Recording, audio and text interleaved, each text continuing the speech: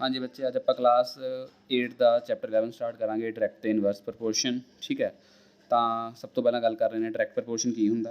देखो बच्चे, direct proportion का मतलब की हुंदा, पहला पंजाबी च गल करिए कि एक चीज़ के वधन नाल दूजी चीज़ भी क्या हो जाए, इंक्रीज़ हो जाए। इत्थे मैं लिख रहा increase in one quantity leads to increase in other quantity. Simple भाषा के मैं थोड़े नाल गल करा कि एक चीज़ के वधन नाल जे दूसरी चीज़ भी साडी इंक्रीज़ हो रही है, दूसरी चीज़ भी वध रही है, उस चीज़ के प्रपोर्शन को आपां बोलते हैं डायरैक्ट प्रपोर्शन। एक चीज़ अगर वध रही है, दूसरी चीज़ भी क्या हो जाए, वध जाए, वो हुंदा डायरैक्ट प्रपोर्शन।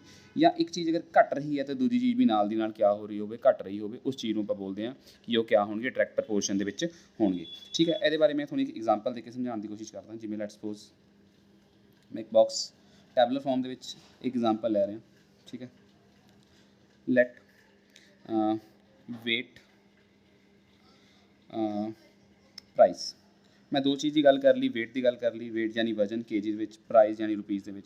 जिवें फॉर एग्जाम्पल मैं एक एग्जाम्पल लै रहा कि मैं 1 kg क्या लैके आया, एप्पल लैके आया। लेट्स सपोज भी मैनू किन्ने रुपए दे पै गए, 20 रुपए दे पै गए। 1 kg एप्पल किन्ने रुपए दे पै गए, 20 रुपीज़ दे पै गए। ठीक है, हुण जे मैं तुहाडे तो गल करा कि मैनू 2 kg एप्पल किन्ने दे मिलणगे, 2 kg एप्पल किन्ने दे मिलणगे। जे kg 20 रुपए दे ने तो 2 kg किन्ने दे होणगे, डेफिनेटली किन्ने दे होणगे, 40 दे होणगे। हुण तुसीं एक चीज़ देखी, मैं क्वांटिटी क्या करती, इंक्रीज़ करती, वेट क्या करता, इंक्रीज़ करता। 1 kg तो हुण किन्ने kg लैके आ रहा, 2 kg लैके आ रहा। प्राइस भी मेरा सेम रेशो के क्या हो, इंक्रीज़ हो गया, कितना हो गया, 40 हो गया। सिमिलरली अगर मैं कहा मैं इत्थे लैके आ रहा, लेट्स सपोज भी 5 kg एप्पल लैके आ रहे हैं। ठीक है, 5 kg एप्पल, जे 1 kg 20 का 5 kg तुहानूं किन्ने दे मिलणगे, 100 दे। 5 × 20 100 आ जाएगा। ठीक है, हुण इहदे विच देखण वाली गल की है, अगर मैं इत्थे रेशो बनावां, देखो कटिंग करके तो 1/20 आ जाएगा। अगर इहदी मैं कटिंग करा, सोच पा रहे हो, अगर इस चीज़ की आपां कटिंग करिए तो कटिंग होने तो बाद इत्थे कितना आ जाएगा, 1/20 आ जाएगा। हाँ, 1/20 आ जाएगा। सिमिलरली अगर यदि कटिंग करा कितना आ जाएगा, 1/20 आ जाएगा। तो इत्थों आप एक रिलेशन ड्राइव करते हैं, एक फॉर्मूला ड्राइव करते हैं कि जो भी कोई चीज़ डायरैक्ट प्रपोर्शन के होंगी है तो x/y यानी जी उसकी रेशियो होंगी है, देखो 1/20 हमेशा गई फिक्स आई, तो x/y हमेशा क्या होंगे, के होंगे। के का मतलब एक फिक्सड क्वांटिटी, के की हो गया साढ़ा एक फिक्सड क्वांटिटी हो गया। ठीक है जी, सारी रेशियो क्या होंगे ने, इक्वल होंगे ने, फिक्स होंगे ने। इसलिए जो भी आप डायरैक्ट प्रपोर्शन के कोई भी फॉर्मूला यूज़ करांगे तो आप की लगावांगे कि रेशियो सेम है, यानी x1/y1 फर्स्ट टर्म की जो रेशियो होगी वो सेम होगी कि x2/y2 दे। सिमिलरली वो सेम होगी कि x3/y3 दे। यानी जिन्नी भी होर फर्दर क्वांटिटीज़ आंदियां जाणगियां उन्हां दीयां रेशियोज़ क्या होणगियां, सेम होणगियां। होप तुहानूं इन्नी गल मेरी क्लीयर हो गई होगी। ठीक है जी, हुण इस चीज़ को लैके आप क्वेश्चन एक्सरसाइज 11.1 के कुछ क्वेश्चन करन जा रहे हैं। ठीक है, ध्यान नाल क्वेश्चन सुनना। मैं हर पार्ट के विचों 2 या 3 क्वेश्चन लूँगा, बाकी क्वेश्चन तुसीं मैक्सिमम ट्राई करने होणगे। जो थोड़े डाउट होणगे तुसीं नीचे कमेंट सैक्शन के पुछ लैणे आ। ठीक है जी, क्योंकि मैं हर एक क्वेश्चन को मतलब इन्ने वधिया तरीके नाल एक्सप्लेन कर दूँगा ताकि तुहानूं पहले क्वेश्चन के ही पता लग जाए कि हाँ भी इस पार्ट के बाकी क्वेश्चन किवें हो रहे होणगे। जे फिर भी तुहानूं उस पार्ट में कोई डाउट आऊगा तो आपां फर्दर कमेंट्स मैंशन कर देना, मैं एक्स्ट्रा पा दूँगा। ठीक है जी, तो स्टार्ट कर रहे हैं। एक्सरसाइज 11.1 का फर्स्ट क्वेश्चन आप स्टार्ट कर जा रहे हैं। क्वेश्चन है which of the following are in direct variation कहे या प्रपोर्शन कहे, साढ़े लिए सेम चीज़ है। ठीक है जी, तो फर्स्ट क्वेश्चन दिता है x/y 954 1272। आप दसना है डायरैक्ट प्रपोर्शन के है या नहीं। डायरैक्ट प्रपोर्शन कदों होंगे, जो इन्हों दी रेशियो सेम होंगे, यानी x1/y1 must equal to x2/y2। तो आप डिफाइन करा x1 तो y1, x के सामने वाली चीज़ आ x1 हो जाएगी, आ x2 हो जाएगी, आ y1 हो जाएगी, आ y2 हो जाएगी। तो मैं लिख देना x1 साढ़े कोल कितना 9 है, तो x2 कितना साढ़े कोल 12। सिमिलरली y1 साढ़े कोल कितना है जी 54, तो y2 कितना है साढ़े कोल 72। सब तो पहला आप रेशियो फाइंड करनी है x1 अपॉन दे विच y1 दी। x1 कितना 9/54, 9 का टेबल बच्चे सब नूं आंदा होएगा। 9 1 9, 9 के टेबल से 54 किन्ने दे आंदा 6 है, तो रेशियो कितनी आ गई 1/6, कॉमा पा के x2/y2। x2 कितना बच्चे साढ़े कोल 12, y2 कितना है 72, 12 1 12, 12 6 72। तो तुसीं इत्थे देख पा रहे हो x1, तो मैं लिख देना x1/y1 is equal to x2/y2। x1/y1 साढ़ा किहदे इक्वल आया, x2/y2 दे। सो आप लिखांगे सो जो given quantity x and y सी, so x and y are in direct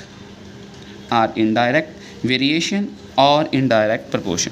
ठीक है बच्चे, चलो नेक्स्ट क्वेश्चन पर मूव कर रहे हैं। इस क्वेश्चन का मैं थर्ड पार्ट चक्या। सिमिलरली हम आप डायरैक्ट लगा रहे हैं x1/y1 की मैं गल कर रहे हैं, सानूं क्वेश्चन क्लीयर होएगा। x1 कितना बच्चे साढ़े कोल 12 है, तो y1 कितना साढ़े कोल 20।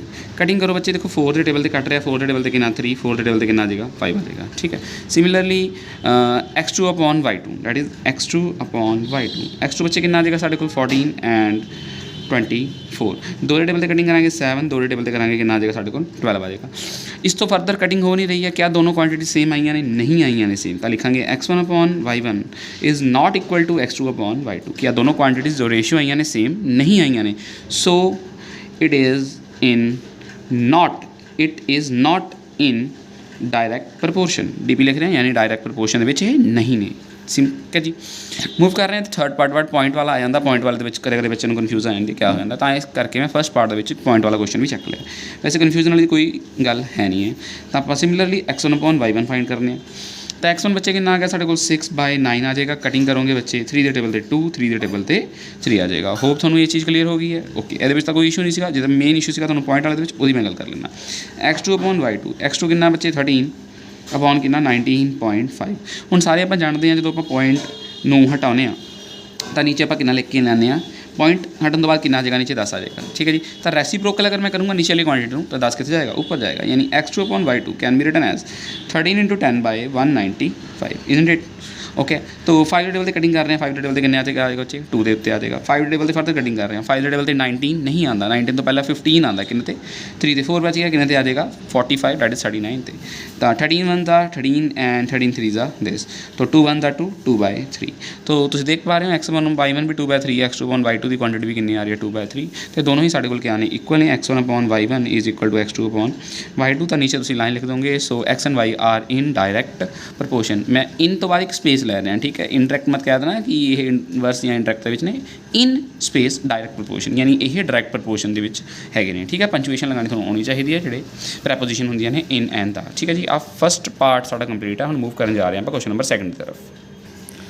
हाँ जी, देखो इस क्वेश्चन के बच्चे सानू की कह रहे हैं, कहना find the value of missing if x and y in direct proportion. जिमें आ एक बॉक्स दिता है एक वैल्यू की हुई है मिस की हुई है, यदि आप वैल्यू क्या करनी है फाइंड। तो x से y डायरैक्ट प्रपोर्शन च है, ये सानू ऑलरेडी गिवन है कि they are in direct proportion.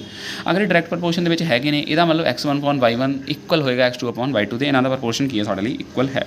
ठीक है बच्चे, तो किमें करांगे इस क्वेश्चन में, चलो डिस्कस कर लें। तो आप लिख दें गिवन सानू क्या गिवन है। पहले क्वेश्चन में पूरा ब्रीफ मतलब प्रॉपरली एक्सप्लेन कर रहे हैं कि लाइना क्या लिखनी है किमें लिखनी है। उस तो बाद आप गिवन को नहीं लिखांगे, आप direct formula लगावांगे। Given x and y are in direct proportion. Given x and y are in direct proportion, ये सानू ऑलरेडी दिता है कि x and y are in direct proportion. DP का मतलब डायरैक्ट प्रपोर्शन। नाउ अगर x and y direct proportion दे विच हैगे ने, सो हुण x and y direct proportion दे विच नहीं, मैं तुहानूं दस्सिया जी कोई भी चीज़ अगर डायरैक्ट प्रपोर्शन दे विच होएगी तो रेशियोज़ क्या होंगे सेम होंगे, यानी x1 upon y1 equal to होएगा x2 अपॉन y2 दे। देखो पिछले क्वेश्चन जब आज प्रूव कर रहे थे कि दोनों क्या ने बराबर ने, h सानूं दिता हुआ है यानी ऑलरेडी इक्वल है, तो आप इत्थे इक्वल लैके चलना है। इस चीज़ कन्फ्यूज़ नहीं होना कदों इक्वल ले लिया गया। पिछले क्वेश्चन तुसीं क्यों कॉमा लगाया सी, ਉਹਦੇ ਵਿੱਚ ਅਸੀਂ चैक कर रहे थे कि वो डायरैक्ट प्रपोर्शन ਦੇ ਵਿੱਚ है या नहीं ने। ये ऑलरेडी सानूं दिता हुआ है कि डायरैक्ट च नहीं, अगर डायरैक्ट च नहीं यानी ratio must be equal. So x1 is 12 and y1 is 48 is equal to x2 यानी मिसिंग फ्रिक्वेंसी जो भी मिसिंग वैल्यू सी मैं क्या करनी फाइंड करनी है अपॉन क्या आ जाएगा 88। देखो सब तो पहले कटिंग हो रही है तो कटिंग बिल्कुल कर सकते हैं। 12 1 12 12 4 48 उन्हें नीचे 88 उस साइड जाएगा तो क्या हो जाएगा बच्चे मल्टीप्लाई 88/4 दैट इज x2। 4 के टेबल से कटिंग करूँगी कितना आ जाएगा 2 2 यानी x2 की वैल्यू जो मिसिंग फ्रिक्वेंसी सी कितनी आ जाएगी साढ़े को 22 आ जाएगी। होप तुहानूं क्लीयर हो गया होगा। मूव कर रहे हैं इसी क्वेश्चन के थर्ड पार्ट के बाद। सैकेंड क्वेश्चन थोड़े लिए होएगा जिन्होंने ट्राई कर रहा दिक्कत आएगी तो कमेंट बॉक्स में जरूर मैंशन कर रहे हैं, आप कोशिश करांगे हल करने की।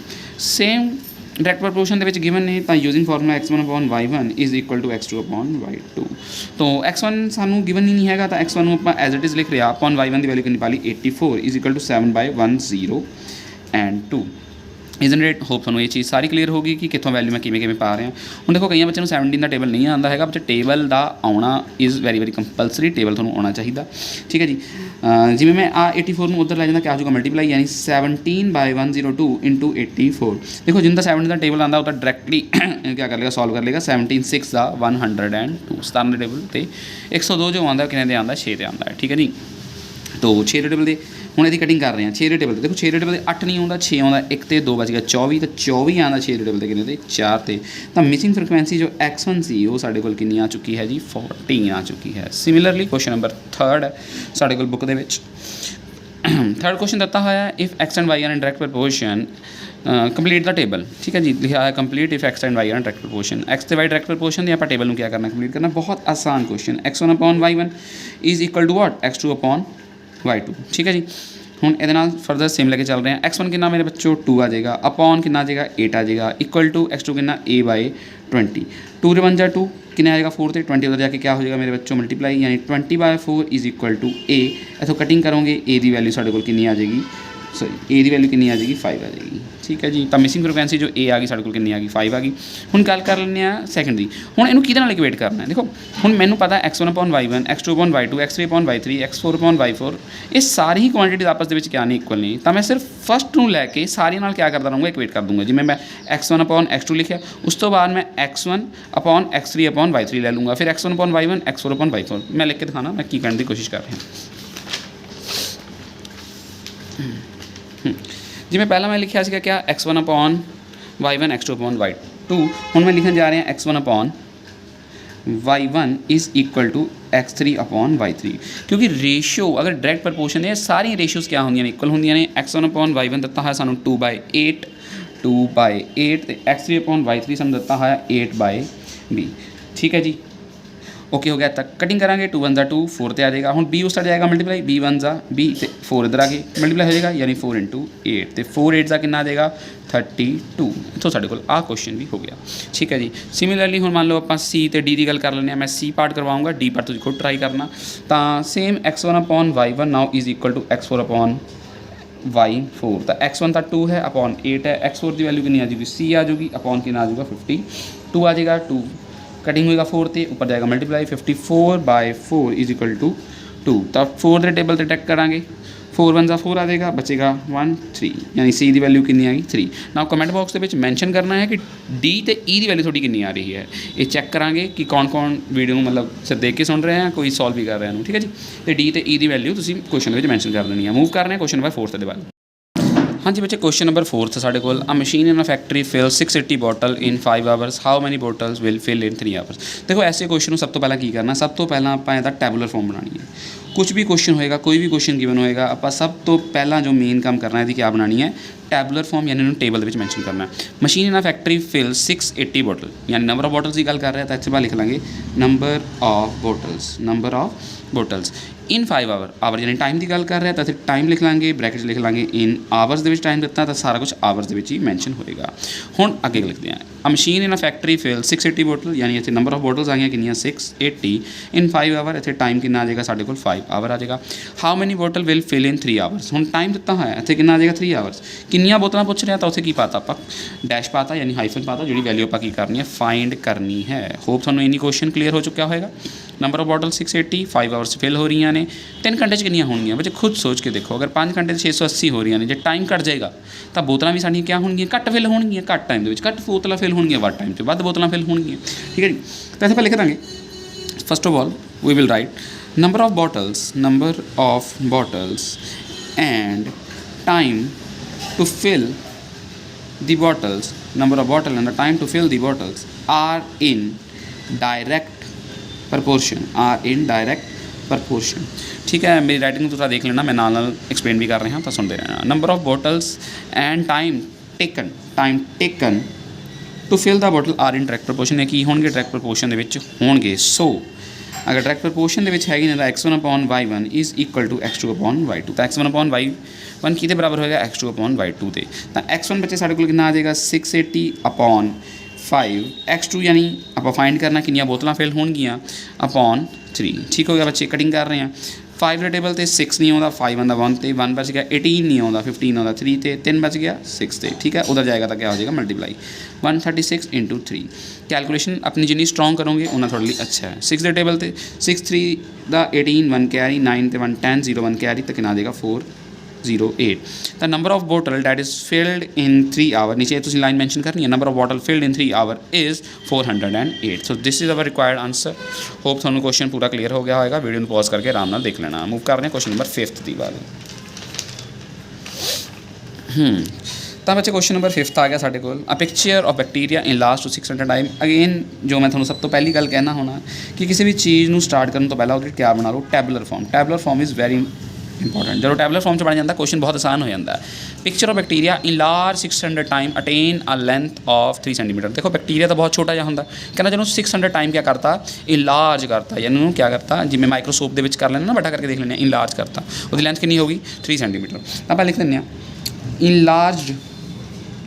ਇਨਲਾਰਜਡ ਟੂ ਕਿ ਕਿੰਨਾ ਇਨਲਾਰਜ ਕੀਤਾ, ਅਟੇਨ ਅ ਲੈਂਥ ਤੇ ਕਿੰਨੀ ਲੈਂਥ ਉਹਨੇ ਕਿਆ ਕਰ ਲਈ, ਅਟੇਨ ਕਰ ਲਈ। ਠੀਕ ਹੈ, ਇਨਲਾਰਜ ਆਪਾਂ ਨੂੰ ਕਿੰਨੇ ਟਾਈਮ ਕੀਤਾ 60,000 ਟਾਈਮ ਇਨਲਾਰਜ ਕਰਤਾ, ਅਟੇਨ ਅ ਲੈਂਥ, ਤੇ ਉਹਨੇ ਲੈਂਥ ਕਿੰਨੀ ਅਟੇਨ ਕਰ ਲਈ ਹੈ 3 ਸੈਂਟੀਮੀਟਰ। ਠੀਕ ਹੈ, what is the length of bacteria, bacteria the length ਕੀ ਹੋਏਗੀ, ਅਟੇਨ ਅ ਲੈਂਥ ਆਪਾਂ ਫਾਈਂਡ ਕਰਨੀ ਹੈ ਇਫ ਇਨਲਾਰਜ ਟੂ 10,000 ਓਨਲੀ।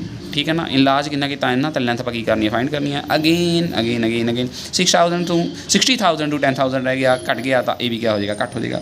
तो दोनों क्या होंगे, डायरैक्ट प्रपोर्शन के होंगे। तो सीधा मैं हम फॉर्मूले ते आ रहा है x1/y1 x2/y2 कितना आ जाएगा सारे को 6000/3 इज इक्वल टू 1000/y2। आप की करना है कैलकुलेट, 3 टेबल 6 कितने आ जाएगा, 2 आ जाएगा, यानी 2000 उधर जाएगा मल्टीप्लाई, यानी 2000 into y2 is equal to 10,000। हम मल्टीप्लाई दूसरे साइड जाके सानू पता की होंगे, डिवाइड होंगे जी।